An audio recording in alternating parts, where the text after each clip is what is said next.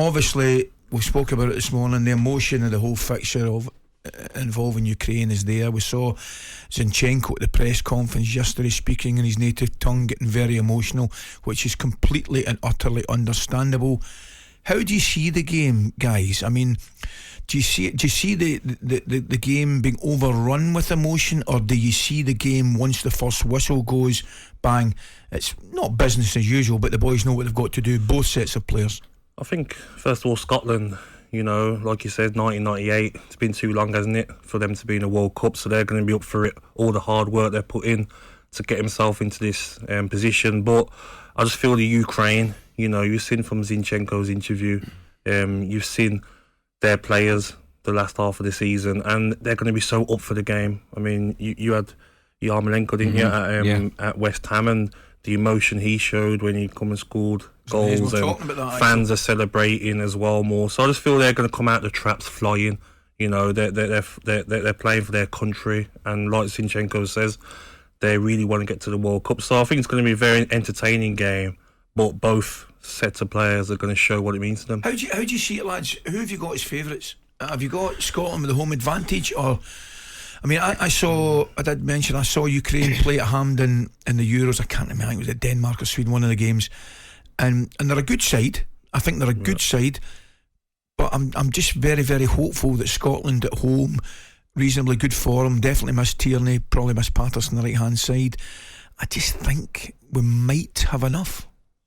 I think you're probably the better side, definitely, and you got the home advantage, like you says. If they can get an atmosphere like they've done in previous games, you know, it's the biggest game of Scotland's last how many years. So if they can get that atmosphere in the ground, then I think Scotland are favourites. But you know, when it's a team like Ukraine, what their families, the people in their country are going through, they're going to have that bit more about them. You know, even when you talk about the up and coming fight between Usyk and Joshua, you know, he's going to have a lot more for him in that fight because he's fighting for his country. You think, Pierce, who you got as favourites tonight? I think Scotland on home advantage would err on favouritism. I mentioned earlier, I don't know the dynamic of their players not playing in domestic football and being away internationally with a training camp. That might be a help in regard to getting the international players together, or a hindrance. We don't really know that, but I think Scotland will just edge it. Can't wait for it. Now, Alexander Zinchenko on the back of the papers today, as we've seen, in tears as he spoke to the media yesterday. There will obviously not be many Ukrainians in Glasgow tonight, but they know how much support they will have back home. Not many people. I hope there will be still a lot of people, but we totally understand the situation that maybe there is no opportunity for a lot of Ukrainian people to come and watch the game tomorrow. But I'm pretty sure that all Ukraine who has this opportunity is going to watch us, and we're going to feel this support. That's 100%. So, and like I said already many times, to be fair, you know, we can speak a lot, but we need to do on the pitch. So that's what we're going to try to do tomorrow. We're going to try to make them happy and proud. Yep, as you'd expect, it was a very emotional press conference, and Zinchenko also broke down in tears while speaking his native language, saying correctly that the only dream for the children back home is for there to be no more war. Вони нічого не розуміють. Але вони кажуть одне. Що я мрію про те, щоб війна закінчилась.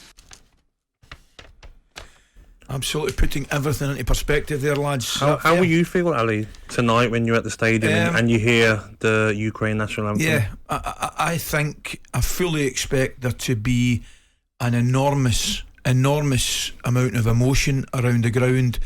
Also, I'm very hopeful, and I do expect there to be an enormous amount of respect around Hampden this evening. I think obviously the Scottish football fans are as passionate as any supporters, but they're also realistic and intelligent enough to know there are far more important things going on right now in the world. So I do expect there to be a lot of emotion and indeed a lot of respect.